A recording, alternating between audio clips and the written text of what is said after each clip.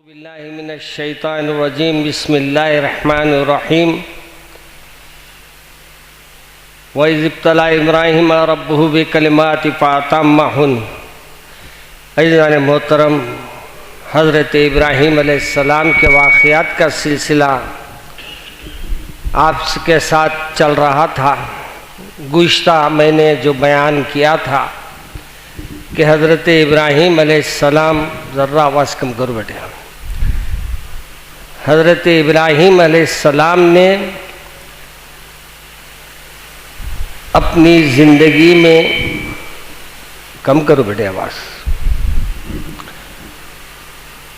ज़िंदगी के वो हालात तक आपके सामने रखा था जहाँ हज़रत इब्राहीम अलैहिस्सलाम को आपके वालिद माजिद ने फरमाया, आपके वालिद ने फरमाया कि जाओ जाकर बुत जो आप तराशते थे उसे फ़रोख्त करो। चुनाचे आप बुत फरोश वालिद के थे ने, आज़र जो बुत फरोश थे उनके बुत लेकर आप फ़रोख्त करने के लिए निकलते और फिर उसकी जो हालत आप बनाते उसका वालिद पे बड़ा असर हुआ। कभी वो बुत के पैर में रस्सी बांध लेते और खींचते जाते और कहते कि भाई है कोई ऐसे बुत को ख़रीदने वाला जिसके पैर में मैं रस्सी बन के जा रहा हूँ, मेरा कुछ नहीं बिगाड़ सकता। है कोई ऐसे खुदा को ख़रीदने वाला जिसको मैं बेतुके अंदाज में ढकेल रहा हूँ, खींच रहा हूँ, मेरा वो कुछ नहीं बिगाड़ रहा है। कभी ले जाके पानी में डाल देते और कहते भाई पानी पी ले, बहुत देर से तू पानी नहीं पिया। जब ये तमाम हालात हज़रत इब्राहीम अलैहिस्सलाम की जब कैफियतें उनके वालिद को पहुंची, आज़र को मालूम हुआ, तो आपने कहा कि मैं तेरे को पत्थर मार के हलाक कर दूंगा। मगर हज़रत इब्राहीम अलैहिस्सलाम ने कहा कि मैं आपकी हिदायत की दुआ करूंगा। ये बात जहन नशीं रख लीजिए, इब्राहीम अलैहिस्सलाम को अल्लाह ने चुन लिया था, इसलिए आपकी अल्लाह ने हिफाजत भी वैसे फरमाई और आपको इस अंदाज से अल्लाह ने अखलाक और इस अंदाज के आपने तरबियत फरमाई थी कि वो वालिद जो बुत तराश है, वो वालिद जो अल्लाह का नाफरमान है, वो वालिद जो ऐसे अमल कर रहा है जो अल्लाह से दूर होने वाले हैं, तो आपने उनको खुलकर बयान कर दिया कि अब्बा आप अगर मुझे पत्थर मार के हलाक कर देंगे तो मैं आपके हक़ में क्या करूँगा, दुआ करूँगा। तो मालूम यह हुआ कि वालिदैन कैसे भी हो उनके लिए दुआ करते रहना। हम लोगों के पास क्या है, दुआ का सिलसिला ख़त्म हो गया। हमारे बुजुर्गों ने कहा कि अगर तुम्हारे जूते का तस्मा भी टूट जाए, अल्लाह को याद करो, अल्लाह के सामने फरियाद करो, अल्लाह से अर्ज करो कि मौला मेरे जूते का तस्मा टूट गया है। मगर अफसोस ये है कि आज हम लोग जो सबसे तलब कर रहे हैं, मगर जिससे तलब करना है उससे तलब नहीं कर रहे। हाँ, तलब उससे करो, उम्मीद जिससे रखना है रखो, आप तलब अल्लाह से करो। अल्लाह से कहो कि मौला मेरे हालात आजकल ऐसे ख़राब हो गए हैं, बहुत से मेरी नज़रों में लोग हैं जो मेरी ये मदद कर सकते हैं, अल्लाह किसी एक के दिल में तू मदद करने का मामला डाल दे।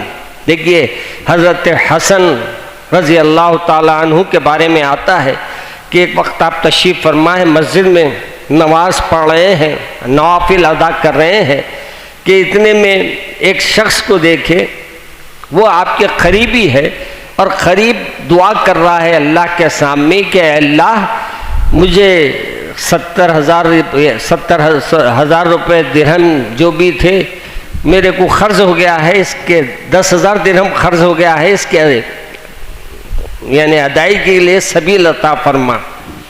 देखिए दुआ करने वाला अपने रब से मांग रहा है। अल्लाह तबारक व तआला ने क्या किया, वो आवाज़ को पहुंचा दिया हज़रत हसन रज़ी अल्लाह तआला अन्हु के पास। आपने जल्दी जल्दी नमाज ख़त्म किया, उसको मस्जिद में देखा कि वो अभी अल्लाह से तलब करने में है। वो आप घर को तशरीफ़ ले गए, अपने पास जाकर अपने घर में से 10,000 दिरहम लाकर उसको कहा कि भाई ये ले ले, अपने खर्चे को मुकम्मल कर ले, और ये तेरे पे खर्च नहीं है, ये तेरे को मैं तोहफतन पेश कर रहा हूँ। एक बात ये भी मालूम हुई, मखरूज को खर्च देना नहीं, अगर अदा कर सकते तो कर देना, और जिसको दे रही हूँ मुझसे उम्मीद न रखना कि इन्हें मेरी ज़्यादा मदद करेंगे। हम लोगों की क्या हो गई है आजकल, कोई चीज़ किसी पे अपन करते हैं तो फौरी उम्मीद उससे रख लेते हैं कि ये मेरे बदले में कुछ करेंगा। ये दुनिया में बदला नहीं लेना है, अपने को आखिरत में अल्लाह से बदला लेना है। इसी तरीके का एक मुझे वाक़या याद आता है, एक शख्स बैठा हुआ था, अल्लाह को बोला 1 करोड़ रुपये दे दो, 1 करोड़ रुपये होना मेरे को, 1 करोड़ रुपये दिला दो आप मेरे को। एक साहब बाजू बैठे थे, उन्होंने बोले मियाँ मांगने के उतना मांग, ऐसा कैसा मांग रहा, मांगना भी है तो। बोले क्या तेरे से मांग रहा हूँ, मैं जिससे मांग रहा हूँ वो नहीं बोल रहे, तुम परेशान हो रहे, मैं 1 करोड़ कहीं को मांग रहा हूँ, बल्कि मैं अल्लाह से मांग रहा हूँ। दूसरों से मांगता तो अलग बात थी। तो ये उम्मीद अच्छी है, मगर उम्मीद के साथ अमल भी अच्छा होना, नीयत भी अच्छी होना, और अपनी सोच भी अच्छी होना। उम्मीद हम अल्लाह से अच्छी रखते हैं तो अपनी नीयत खराब रखते हैं, नीयत भी अच्छी रखना। जब आप नीयत अच्छी रखेंगे, इंशाअल्लाह अगर आप 100 रुपये भी दे मांगेंगे अल्लाह से, अल्लाह कोई ना कोई ज़रिया बनाएगा जो आप तक पहुंचाएंगे। मैं एक अच्छा याद है कि मैं एक मौसूफ बैठे हुए थे, मैं यहाँ बैठा था कि वो मौसूफ आए, आके कहा कि भाई मेरी ये ज़रूरत है, आप पूरी कीजिए। इत्तेफाक से मेरे पास कुछ नहीं थे। वक्त बोलते हैं ना, जेब में जब कुछ रहे, तो मेरे कुछ जेब में नहीं था। मैं सोच में हूँ कि अल्लाह ने इतनी दूर से उम्मीद लेके आया, मैं इसको कैसे मदद करूँ, मेरे पास तो कुछ भी नहीं है। मैं अभी ये सोच में हूँ। जो मेरे से मिलने और एक साहब आए थे, वो बैठे हुए थे, उन उठे, मेरे से मुसाफा किए, मुसाफा में वो पैसे रख दिए जो उसकी ज़रूरत की तकमील कर सकते थे। मैंने कहा कि अल्लाह ने उसको भेजा और ज़रिया मैं बना, मगर दिलाना अल्लाह चाह रहा था उनसे। ये अल्लाह तबारक व तआला जब कोई बंदे तलब करते हैं तो अल्लाह उसके लिए ज़रिए पैदा फरमा देता है। इसलिए नाउम्मीद नहीं होना, हर जगह उम्मीद अल्लाह से रखना। नाउम्मीद होना ये अपनी कमज़ोरी की अलामत है। अल्लाह से नाउम्मीद होना हमारी ईमान की कमज़ोरी की अलामत है। इसलिए दुआ हमेशा अहम है, इबादत है। इस वास्ते कहा अर दुआ मुखल इबादत, दुआ इबादत का मग़ज़ है। जो दुआ छोड़ देता है वो कोई इबादत का एक हिस्सा छोड़ देता है। इसलिए इबादत दुआ भी है, उसको भी बड़े एहतमाम से करना। हमारे बुज़ुर्गों का बाज़ बुज़ुर्गों की बात आती है कि वो दुआ मांगते वक्त इतनी देर मांगते थे कि लोग कहते कि भाई क्या मांग रहे हैं, क्या दुआ मांग रहे हैं, आखिर इतनी लंबी क्या है। उनको मालूम, अल्लाह को मालूम। आपको उन बीच में परेशान उनती। एक साहब के पास गया मैं, तो दुआ ख़त्म ही नहीं कर रहे उन्होंने। बीबी क्या कहते हैं, रावे बसरिया के बारे में आता है कि हज़रत हसन बसरी या कोई मिलने गए आपसे, आप जब गए आपको सिजदे में देखिए तो नमाज में देखी, और इतने बार गए जितनी बार देखे, या तो आप सिजदे में थी या तो अपने अल्लाह के सामने अपने हाथ बांध के खड़ी हुई थी। ये भी एक अंदाज है मांगने का। और हमारे बुज़ुर्गों ने लिखा कि बंदा को जब अल्लाह से लंबे लंबे सजदे करता ना बंदा, अल्लाह भी बहुत पसंद फरमाता उस बंदे को, क्योंकि अल्लाह को सबसे प्यार जिस पे आती है, यानी प्यारी चीज़ जो लगती है वो सजदा है। सजदा ऐसी चीज़ है जो अल्लाह के करीब कर देता है बंदे को। पेशानी टेक देने के माने ये है, याद रखिए, पेशानी टेकने के लिए क्यों कहते हैं? पगड़ी निकाल के रख देते हैं ना उमन, टोपी निकाल के रख देते हैं, ये क्या है ये? यानी अपनी इज्जत आपके पास रख देने, रहन, ये माने होते उसके। अगर कोई सिजदे में जा रहा तो ये इज्जत वाले सर को अगर आप कहीं झुका रही तो ऐसे दर पे झुकाइए जहाँ से आपकी इज्जत बढ़े, ऐसे दर पे मत झुकाइए जहाँ से आपकी इज्जत का जो मामला है वो इज्जत आपकी है सो नहीं सो इज्जत ख़त्म हो जाए। इसलिए 100 सजदे करिए, 100 दुआएं कीजिए, उम्मीद अल्लाह से रखिए। ज़राए अल्लाह मियाँ खुद बनाने वाले हैं, कैसे बनाएंगे अल्लाह को मालूम। तो मेरे अजीज़ दोस्तों और बुज़ुर्गों, ये तो मेरे हाल हाल में जो वाक़या हुआ, मैं खुद दम बखुद हो गया कि अल्लाह, मैं वो बंदा इतनी उम्मीद से आया, मैं इसकी मदद नहीं कर पा रहा हूँ।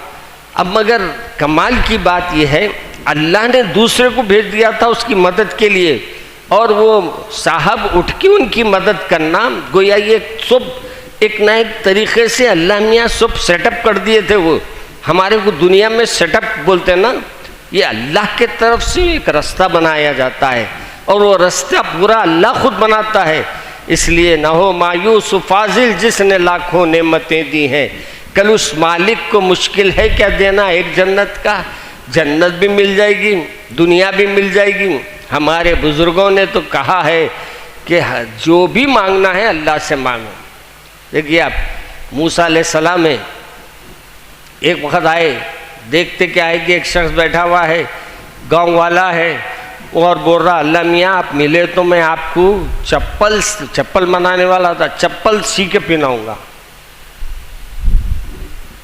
मूसा अलैहिस्सलाम ने सुन के कहा, अरे बेवकूफ़, किसको बोल रहा, किसकी शान में बोल रहा है ये बात, क्या कह रहा है, क्या अल्फाज कहा तूने? कहा ये अल्फाज क्या गलत बोला? मैं कहा बहुत गलत बोला। रोना शुरू कर दिया, जंगल के तरफ चले गया। अल्लाह तबारक ताला ने मूसा अलैहिस्सलाम को फरमाया, मूसा ये तो बताओ इस आदमी को जो तुमने कहा है मैं तुमको किस लिए दुनिया में भेजा? तो मूसा अलैहिस्सलाम ने कहा कि मौला मैं क्या कहा? कहा मूसा मैं तुमको बंदों को मेरे करीब करने भेजा है, मैं इससे दूर करने भेजा। आप परेशान, मौला मेरे से ऐसा क्या अमल हुआ? कहा मूसा वो गाँव वाला है, वो बिल्कुल छोटी सोच रखने वाला है, वो उस अंदाज से बोल लिया। मूसा वो बोल रहा था, हम सुन रहे थे, आप बीच में आके हमारा डिस्टर्ब कहीं को कर दिए, आप बीच में हमसे को दूर कहीं कर दिए। जाओ मूसा उससे कह दो हम उसकी बात को हम पसंद कर लिए। बाज़ वक़्त अपन जहाँ सोचते नहीं, अल्लाह मियाँ को विश्वास में बोलता हूँ, नेकी में मामूली अगर नेकी है, कंकर है, हटा दो। क्यों? क्या है वो नहीं मालूम नेकी, मगर वो कंकर जो रास्ते से हटाए आप, कल रोज़े क़यामत वो कंकरी बख्शिश का ज़रिया बन जाए। बड़ी नेकी करने के चक्कर में मत जाओ, मैं ये करूँगा, मैं वो करूँगा। नहीं, आप उतना नको करो, गिलास में पानी पिला दो किसी को, कोई जा रहा ज़ईफ़ रास्ता पार करा दो उसको, कोई आपको बेसहारा दिखा, सहारा दे दो थोड़ी देर के लिए उसको। ये भी बड़ी नेकी है। हम लोगों के जहनों में क्या है, नेकी बोले तो बड़ी करना, और वो बड़ी करने जाके सब औंधी कर देते, उस पर एहसान जताते। क्यों? परसों बचाया नहीं तेरे को, क्यों परसों देखा नहीं तेरे को मैं क्या करा? नहीं, काम करो तो ऐसा करो तुमको मालूम रहना, तुम्हारे रब को मालूम रहना। आपको दुनिया वालों को खुश करना नहीं है, हमको अल्लाह को राज़ी रखना है, अल्लाह की खुशनुदी हासिल करना है, अल्लाह से अपने रिश्तों को मोहब्बत बनाना है, अपनी मोहब्बत को अल्लाह के लिए पैदा करना है। इसलिए कोशिश करिए कि आप अपने ज़िंदगी में अच्छे अमल करें। तो मैं अर्ज़ कर रहा था मेरे अजीज़ दोस्तों कि अपन दुआ दिए अपने वालिद साहब को, अगरचे कि हज़रत इब्राहीम अलैहिस्सलाम की ये दुआ अल्लाह ने कबूल नहीं फरमाई, और फरमाया कि इब्राहीम आपने जो दुआ करी वो क्योंकि मेरे को मानने वाला नहीं है, बुत परस्त है, इसलिए आपकी दुआ को तो हम कबूल नहीं करेंगे, लेकिन अपने इब्राहीम को तकलीफ़ भी नहीं होने देंगे। चुनाचे बाज़ किताबों में आता है कि हज़रत इब्राहीम अलैहिस्सलाम जब रोज़ क़यामत के दिन अल्लाह तबारक व तआला जहन्नम की आग में डालने वाला होगा, किसको? हज़रत इब्राहीम अलैहिस्सलाम के वालिद आज़र को, तो इब्राहीम अलैहिस्सलाम के सामने दुम्बे की शक्ल में ले जाया जाएगा। गोया इब्राहीम क्योंकि खलील है और खलील को तकलीफ़ ना हो, इस तकलीफ़ को मेरे अल्लाह को ये मंजूर नहीं है कि अपने खलील को इस बात की तकलीफ़ हो, इसलिए आपने इस अंदाज़ को बास किताबों में लिखा गया है।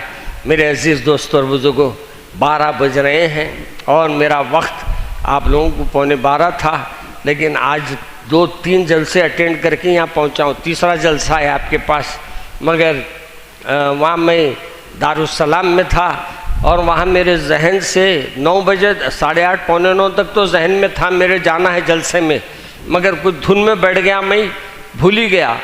उतने में हमारे जैद साहब आके बोले, भाई बोला फ़ोना कर रहे हैं, आपका इंतज़ार चल रहा, वो लोगों के पास पूरे बच्चे होशियार है, आपके आने का इंतज़ार कर रहे हैं, ख़वातीन भी जमा है, तो वहाँ 5-10 मिनट तकरीर कर लेके वहाँ से 5 मिनट में निकल के जियागोड़ा गया और जियागोड़े में तकरीर करके वहाँ से फिर आपकी खिदमत में हाज़िर हुआ और आज हाज़िर होकर कुछ इब्राहीम अलैहिस्सलाम की बातें आपके सामने रखी है।